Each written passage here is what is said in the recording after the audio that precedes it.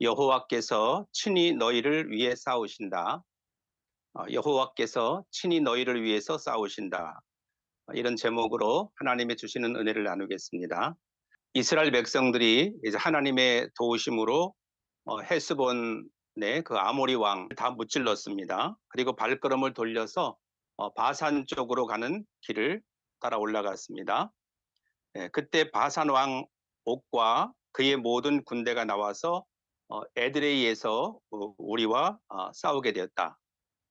그때 여호와 하나님께서 모세에게 말씀하셨습니다. 옥을 두려워하지 마라. 내가 옥과 그의 모든 군대와 그의 땅을 너에게 넘겨줄 것이다. 네가 헤스본을 다스리던 아모리 사람의 왕 시혼을 무찔렀듯이 옥도 무찔러라. 그렇게 말씀을 하셨다는 것이죠. 그 후에 우리 하나님 여호와께서는 3절에 보면 바산왕 옥과 그의 모든 군대를 우리에게 넘겨주셨기 때문에 우리는 그들을 다 물리쳤다. 아무도 살려두지 않았다는 것입니다. 그리고 4절에 보면 우리는 옥의 성들을 차지했다. 차지하지 못한 성읍이 하나도 없었다는 거예요.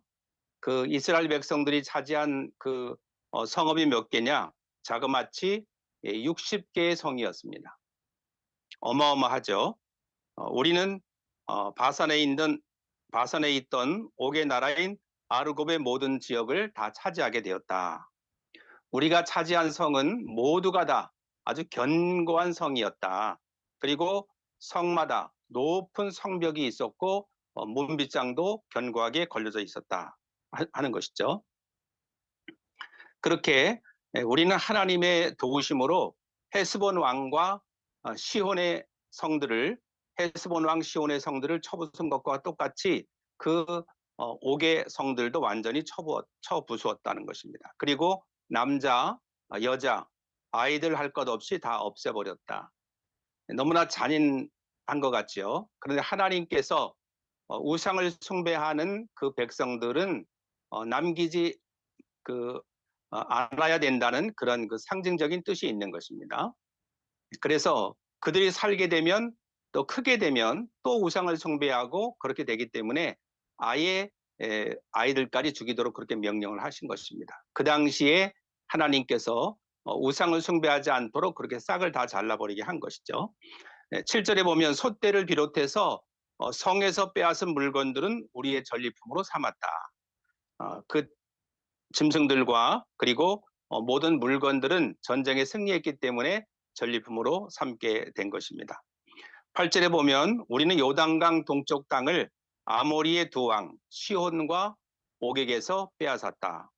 우리가 빼앗은 땅은 어디서부터 어디까지냐면 아르논 시내에서부터 헬몬산까지다. 아주 넓은 지역을 다 빼앗았다는 것입니다. 우리는 고원지대의 모든 성과 길르앗 전체를 차지했다. 살르가와 에드레이까지 바산 전체를 빼앗았다. 이게 하나님께서 이스라엘 백성들에게 어마어마한 승리를 거두게 하신 것입니다. 8절에 보면 그때 내가 여러분에게 이렇게 명령했다. 여러분의 하나님 여호와께서 이 땅을 여러분의 것으로 만들어 주셨다.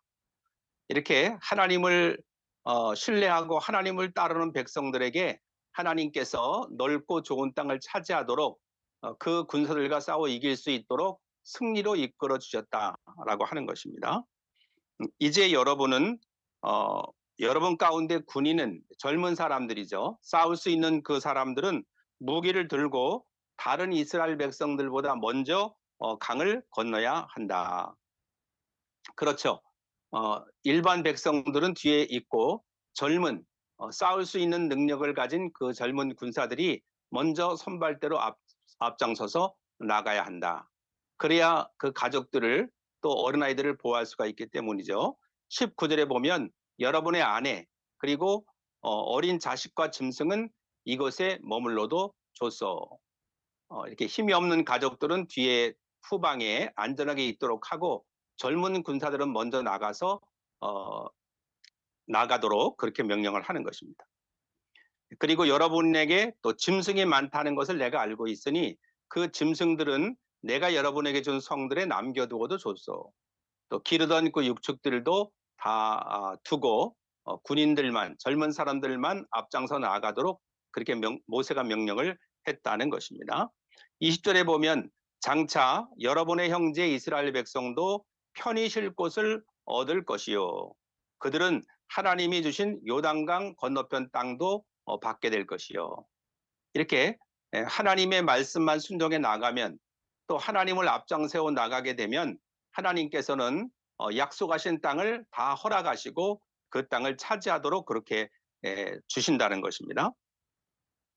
그런 다음에 여러분도 내가 여러분에게 준 땅으로 돌아갈 수가 있을 것이다. 그리고 21절에 보면 그때 내가 여호수아에게 이렇게 명령을 했다. 너는 내 눈으로 너희 하나님 여호와께서 이 두 왕에게, 시혼과 옥에게 한 그 일을 보았다.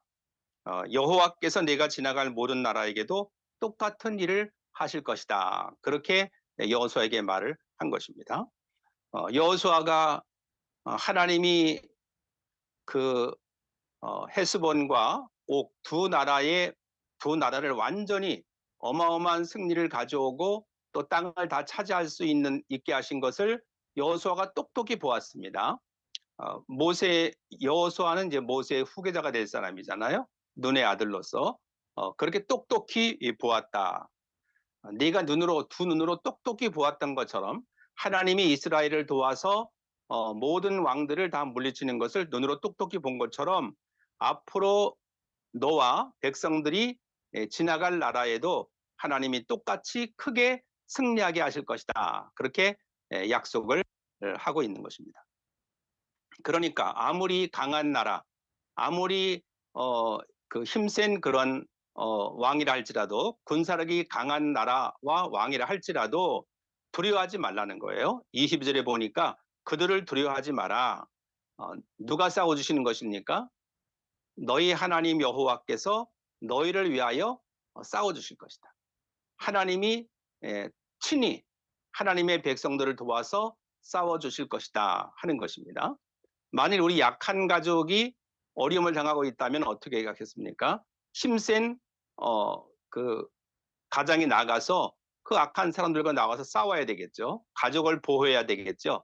그것처럼 이스라엘 백성들은 약하지만 강하신 하나님께서, 전능하신 하나님께서 친히 그 백성들을 위하여 싸워주실 것이다.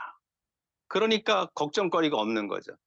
아무리 강한 대적이 온다 할지라도, 아무리 크나큰 문제가 온다 할지라도 하나님이 싸워주실 것을 약속하셨으니까, 그래서 근심, 걱정, 염려가 없게 되는 것입니다. 하나님만 신뢰하고 하나님만 믿고 하나님의 약속만 따라가면 되는 것이죠. 지난주에 그 설교 제목이 뭐였습니까? 천하 만민이 너희를 두려워하게 될 것이다. 벌벌 떨게 될 것이다. 이스라엘 그러면 모든 그 사람들이 다 만민들이 떨 것이다. 그렇게 말씀하셨잖아요. 신명기 22장 25절에 내가 천하 만민이 너를 무서워하며 너를 두려워하게 하리니 그들이 네 명성을 듣고 떨며 너로 말미암아 근심하게 하리라. 이스라엘 그 네 글자만 들면 막 벌벌벌 떨고 막 근심한다는 것입니다. 아유, 이거 이스라엘은 너무나도 강한데, 그 이스라엘이 믿는 백성들이 믿는 하나님 여호와가 너무나 강한데 이거 어떻게 하면 좋지 하고 이스라엘 네 글자 소리만 들으면 벌벌 떨게 된다는 것입니다.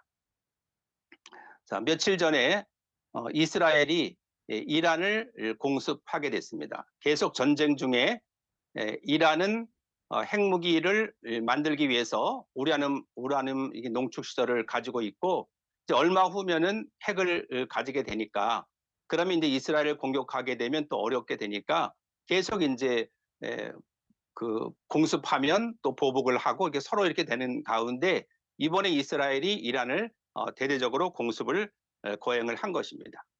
그래서 이란 내에 있는 그 수십 개 군사 시설, 그리고 핵 관련된 목표물을 파괴시켰습니다. 그리고 약 120여 개의 지대지 미사일 발사대를 파괴했습니다. 그래서 전에는 이란이 한 뭐 몇백 개의 미사일을 공격해 왔었는데 이번에는 3분의 1 정도가 다 미사일 기지가 파괴됐기 때문에 상당히 미사일을 몇 개밖에 못 쏘는 그런 가운데 있게 된 것입니다. 그리고 이스라엘의 공습으로 그 이란의 최고위급 지휘관과 핵 관련된 과학자들 여러 명이 이번에 사망을 한 것입니다. 그 모사드라고 하는 어마어마한 정보력, 세계적으로 가장 우수한 정보력을 가진 그 모사드를 통해서 그런 그 이란의 그 최고 지도자들의 그 어디에 있는지, 어떤 상태에 있는지까지 다 정보력을 가지고 아주 근접해서 정확하게 그들을 공격한 것입니다. 이렇게 이스라엘과 이란을 하게 되면 너무나 이스라엘은 작은 나라예요. 그러나 막강한 군사력을 가지고 이란과 이렇게 지금 전투를 하고 있는 것입니다. 면적이 이스라엘의 면적은 이란에 비해서는 이란이 이스라엘보다 몇 배가 더 크냐, 나라가 75배가 더 큽니다. 어마어마한 큰 면적을 가지고 있습니다. 그리고 인구도 이스라엘의 9배나 됩니다. 이란이 더 많아요. 그런데 국방비는 이란보다 이스라엘이 3.4배가 더 많은 것입니다. 엄청난 경제력으로 무기를 많이 갖추고 있는 것입니다. 그리고 1인당 GDP, 이란에 비해서 이스라엘이 10배가 높습니다. 경제력이 10배가 높은 거예요. 국민 소득만큼 어마어마한 겁니다. 그리고 이란은 뭐 중국, 뭐 이런 제의 전투기를 가지고 있는 데 비해서 이스라엘은 미국의 첨단 그 전투기들을 가지고 있기 때문에 공군력도 압도적으로 우세한 가운데 있는 것입니다. 그 이번에 이스라엘이 이란을 공습할 때의 작전이 있습니다. 어느 전투나 작전명이 있는데 그 작전명이 뭐냐? Rising Lion이에요. 사자가 이제 일어나서 작전을 하는 거죠. 작전명이 어디서 나온 거냐 하면 바로 민수기 23장 24절에서 나오는 것입니다. 민수기 23장 24절에 보게 되면 그 백성은 암사자처럼 일어나고 그들은 사자처럼 몸을 일으킨다네. 사자는 먹이를 삼키기 전에는, 먹이의 피를 마시기 전에는 눕지 않는다. 그 말씀에서 인용해서 라이징 라이언 이 작전을 새벽에 공습을 한 것입니다. 무슨 뜻입니까? 사자가 먹이를 삼키기 전에, 먹이의 피를 마시기 전에는 포기하지 않는다는 거예요. 그것처럼 완전히 적을 제압하고 정복하기 전에는 끝내지 않겠다. 이런 뜻의 라이징 라이언 이 전투로 이렇게 큰 성과를 거두게 된 것입니다. 이렇게 이스라엘은 하나님의 선민이고 또 하나님의 약속을 믿는 백성이기 때문에 나라는 75배나 작아요. 그런데 이런 막강한 경제력과 군사력으로 또 정보력으로 이렇게 하나님을 의지하고 싸우는 나라가 바로 이스라엘인 것입니다.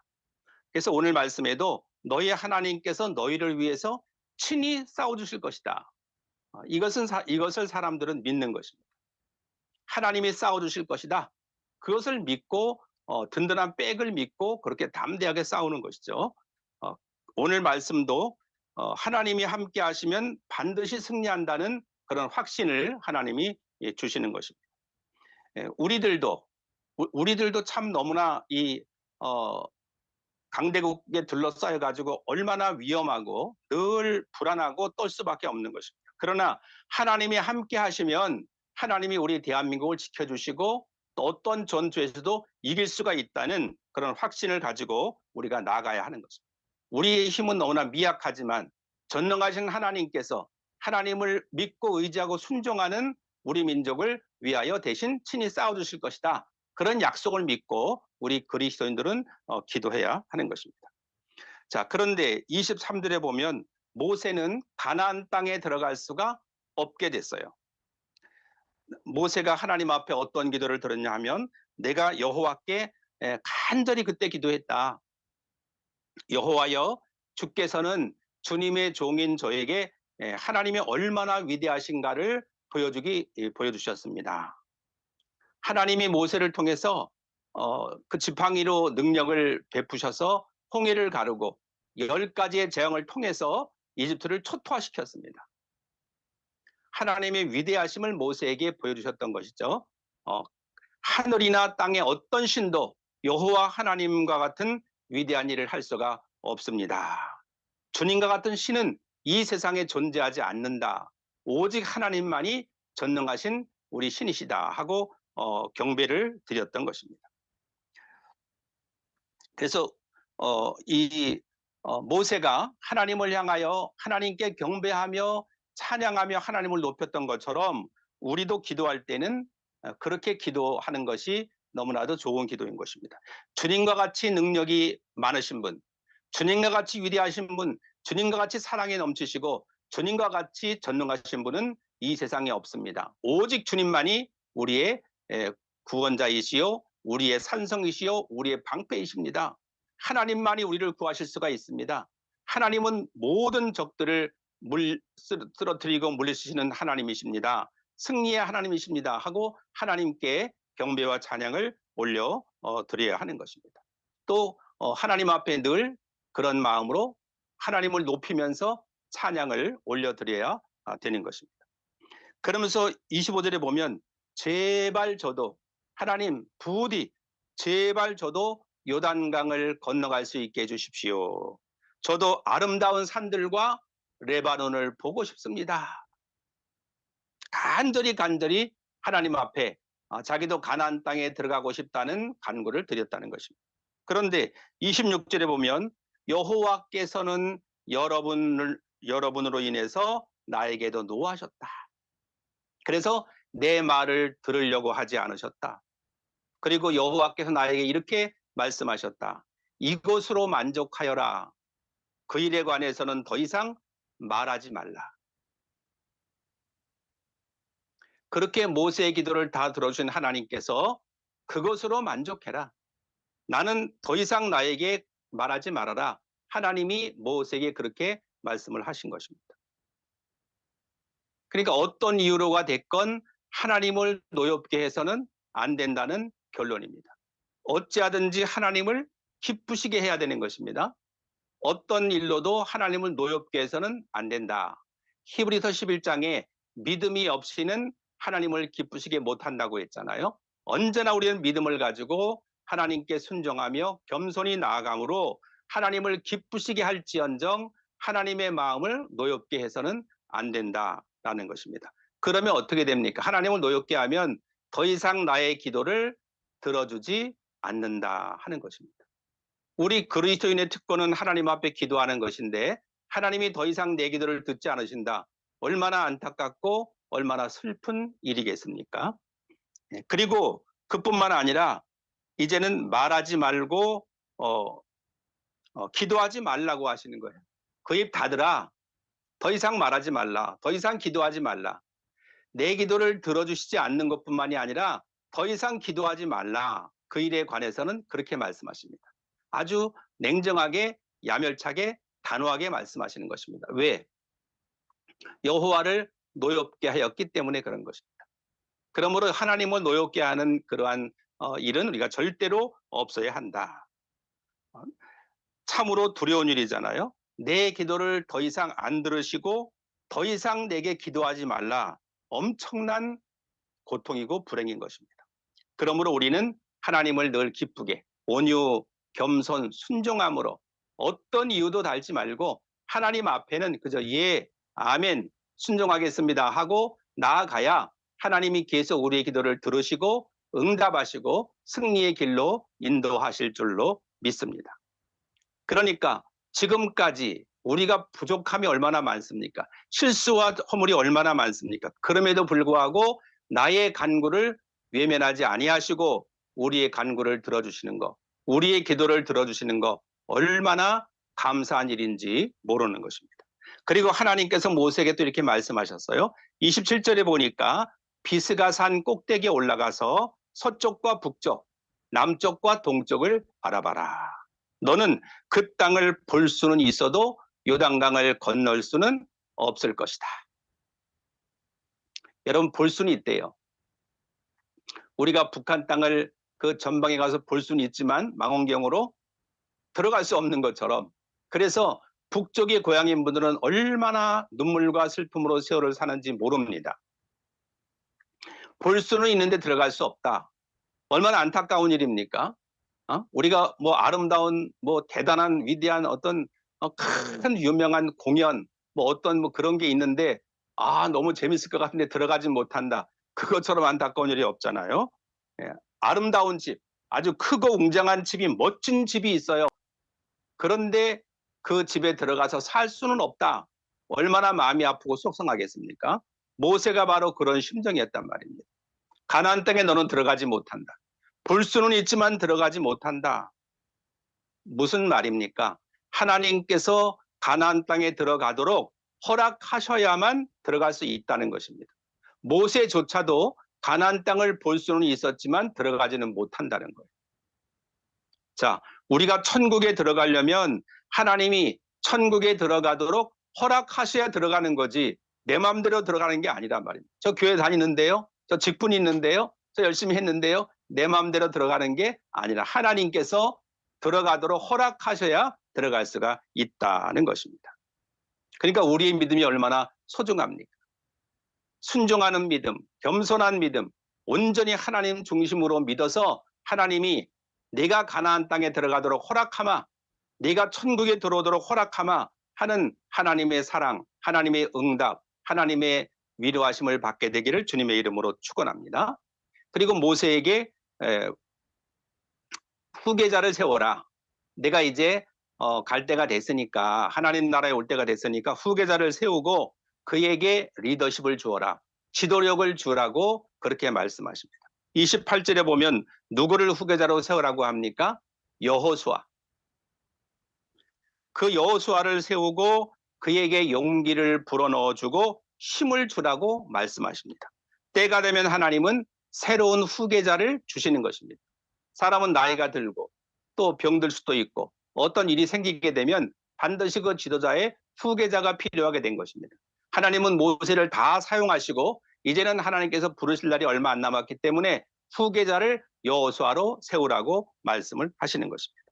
그렇기 때문에 우리가 영원히 이 땅에 사는 것이 아니기 때문에 하나님이 나에게 사명을 주셨을 때, 하나님이 나에게 일꾼으로 부르셨을 때 더 나이 들고 병들고 하고 싶어도 할 수 없는 날이 이르기 전에 열심히 그 사명을 감당을 해야 하는 것입니다. 아우 이건 힘들어, 저건 너무 부담스러워, 이건 못하겠어, 그렇게 하다가는 아예 하지도 못하고 가나안 땅에 들어가지도 못하게 될 수가 있다는 것입니다. 어떤 일이든지 주님 시켜만 주시면 하겠습니다. 나 같은 죄인을 하나님이 일꾼으로 불러주시니 감지덕지 황공공무지합니다 하고 어떤 말씀이든지 순종하여 하나님 앞에 헌신하고 충성하는 우리 모두가 되어야 될 줄로 믿습니다. 그래서 사명을 주셨을 때 성실하게 겸손하게 순종을 해야 하는 것입니다. 우리에게 허락하신 이 아름다운 찬스, 이 기회가 지나가기 전에 열심히 주님의 사명을 감당해야 한다.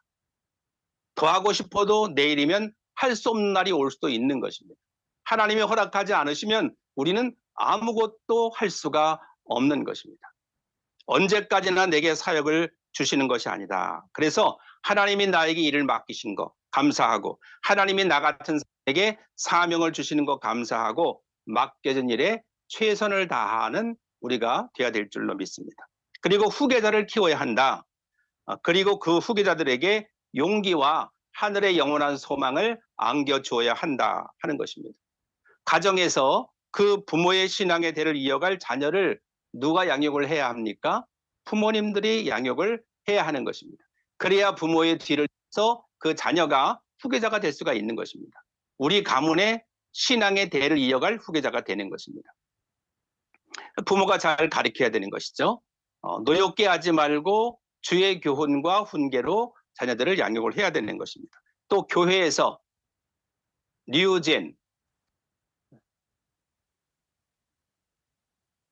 넥스트 제너레이션, 다음 세대죠. 다음 세대를 이끌어갈 후계자를 양육을 해야 하는 것입니다. 그래서 교회에서, 가정에서 참으로 믿음의 대를 아름답게 이어가는 복된 가정을 이루고 또 복된 교회를 이루어 나가기를 예수님의 이름으로 축복합니다. 여호수아는 이 백성을 이끌고 저 강을 건널 것이다. 요단강을 건너게 될 것이라고 하나님이 허락하시는 것입니다.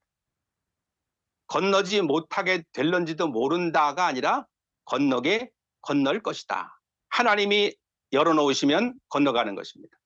하나님이 천국도 허락하셔야 가는 거고 하나님이 복도 허락하셔야 받는 것이고 하나님이 문을 열어주셔야 응답도 받는 것입니다. 하나님이 열지 않으면 기도의 응답도 받을 수 없고 더 이상 기도하지도 못하게 되고 가나안 땅도 못 들어가게 되고 천국도 못 들어가게 될 수도 있다는 것입니다.